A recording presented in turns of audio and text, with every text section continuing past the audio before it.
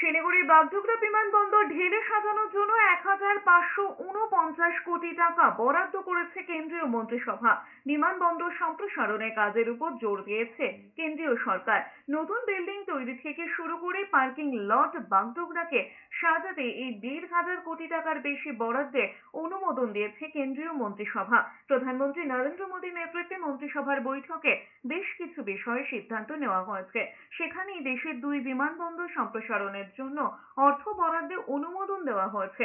পশ্চিমবঙ্গের বাগডোগরা বিমানবন্দরের জন্য ১,৫৪৯ কোটি টাকা। এছাড়াও বিহারের বিহটা বিমানবন্দর সম্প্রসারণের বিষয় নিয়েও আলোচনা হয়েছে মন্ত্রিসভায়। সেই বিমানবন্দরের জন্য ১,৪১৩ কোটি টাকা বরাদ্দ করা হয়েছে।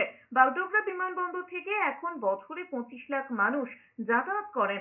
বিমানবন্দর সম্প্রসারণের ফলে সেই সংখ্যাটা বেড়ে ১ কোটি করার পরিকল্পনা করা হয়েছে।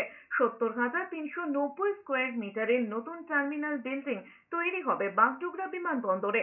এর ফলে বিমানবন্দরের যাত্রী ধারণ ক্ষমতা অনেকটাই বৃদ্ধি পাবে বলে আশা করা হচ্ছে। এছাড়াও বিমানবন্দরে ৩২১ এয়ারক্রাফট পার্কিং এর জন্য নতুন ১০টি পার্কিং বে তৈরি করার পরিকল্পনা রয়েছে। পাশাপাশি বিমান পরিচালনার জন্য ২টি ট্যাক্সওয়ে এবং বহুস্তরীয় পার্কিং ব্যবস্থাও হবে বাগডোগরায়। ২০২৭ সালের মধ্যে এই কাজ শেষ করার টার্গেট নেওয়া হয়েছে।